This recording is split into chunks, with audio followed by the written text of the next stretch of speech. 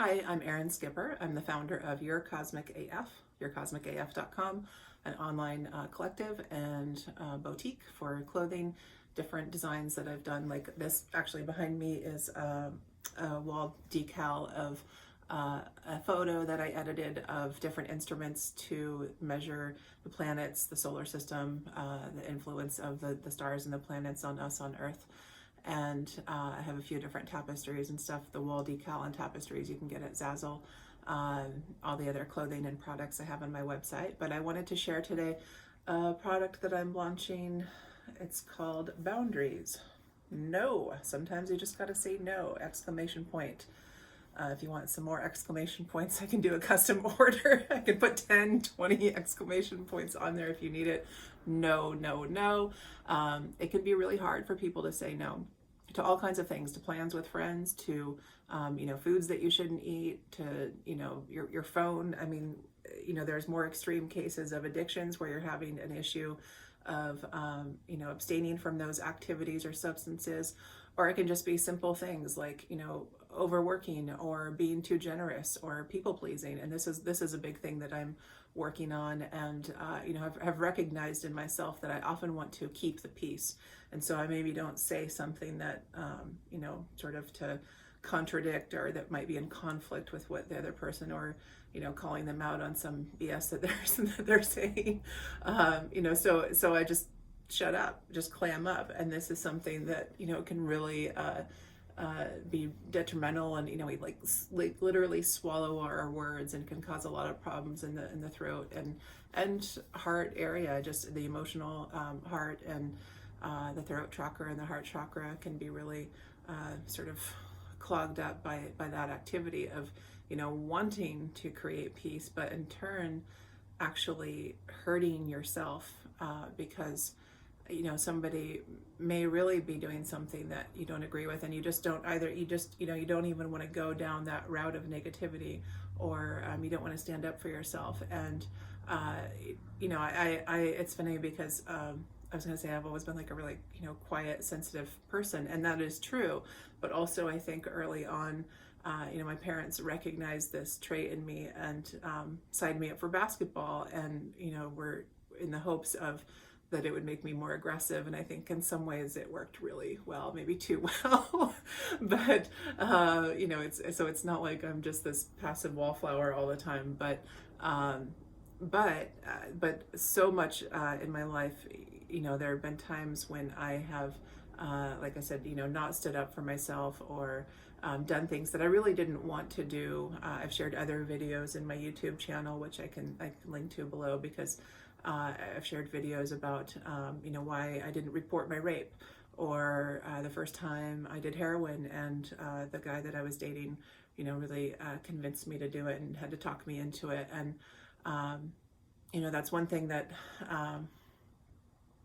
I've dealt with. It's been a recurring theme of getting myself into pretty hairy situations that, maybe I could have walked out of or avoided, but at the time it didn't really seem like an option. It didn't seem like a possibility, and I felt very powerless in that moment, and it really hurt. It really hurt me in the long run, and it's something that I'm still learning. And really difficult situations have come up. I'm dealing with a really difficult situation in my life right now with somebody who had a lot of powerlessness over his actions, and was blaming me, calling me poison, and blaming me for for his inability to control himself in certain situations, and in situations that he very much should have controlled himself because of the professional boundary that we had. And I know I won't go into more detail about that right now, but this is something that you have to understand. It's this. I was going to call this shirt consent. Originally I was going to call it consent, but I decided to call it boundaries because it's more applicable in wide situations, and a wider range of situations. And I've had to learn the hard way. I've hit rock bottom in my life many times, and I've had to learn that people aren't going to necessarily protect me in every situation, and I have put myself into dangerous situations multiple times, and then sometimes it doesn't matter. Like, you're not putting yourself into dangerous situations, but people take advantage of where you're at, or, downright attack people. There's too much victim blaming and protecting abusers in society, especially when it comes to Me Too related stuff. I see it all the time. And I was just reading threads about a survivor that I know that was just really disturbing, how much people were attacking them.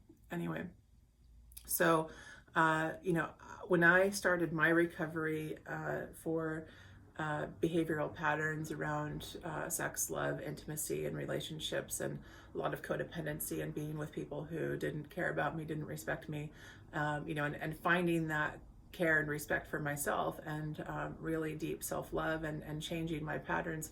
It was not easy, and I was looking at a lifetime of realizing that I didn't have boundaries. I didn't have healthy boundaries. I didn't have I didn't know how to sort of control my energies and my behaviors, and nor did I even want to. I thought being unbounded and just totally free and wild was a really good thing, and in many ways it is, actually. I'm grateful for some of that spirit that I have, that I've lived a very unconventional life, and I've learned a lot, and I think somebody told me recently that I should just live a boring life, and I thought, you don't know me, do you? Like, who do you think I am? Do you think I'm even capable of living a boring life? I try. I try to just, get into a really settled routine and just kind of do my thing, but I'll be damned if I could live my whole life without any adventure or excitement. So anyway, and there's also this idea of unbounded consciousness, or so no boundaries, right? And so in some ways, being unbounded can be really, really positive. But if you're so unbounded that it's hard to navigate in the world, which let's face it, it is. It's hard to be human. It's hard to just exist in this dimension, I think. And I know a lot of other people who feel that way too, a lot of really sensitive souls. So I had to go through a few years. I started around 2014 of I cut out all dating and intimate relationships in my life, other than close friends and family. Healthy intimacy. Intimacy is not just sexual. It can be, just friends, family, just anyone that you have an open connection with. So I cut out any sort of behavior with any romantic or intriguing partners for a couple years. I had to totally reevaluate all of my patterns and look at all the different ways in which, I hadn't been able to set boundaries for myself in certain areas.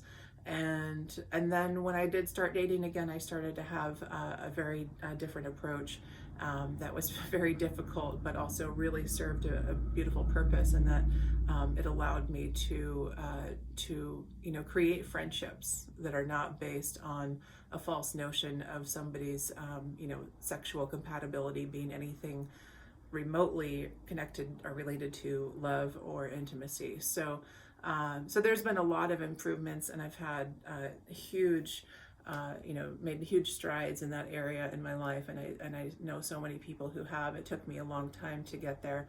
Now I'm kind of going all over the place, because there are these very different aspects of setting boundaries for yourself. For you, it might be something totally unrelated to sex and or love. It could be about food. It could be about substances, behaviors, just going to bed early, eating good foods. It could be really something, just getting enough exercise and listening to your body, listening to your intuition.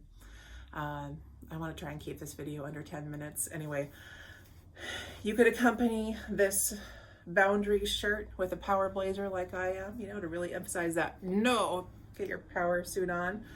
I'm not wearing powerful shoes. Well, I guess I am. I'm wearing unicorn slippers, rainbow slippers, because I'm at home right now. But yeah, just it's a good look. I like it. I hope you like it. Hope you get one or two. Thank you. Bye-bye.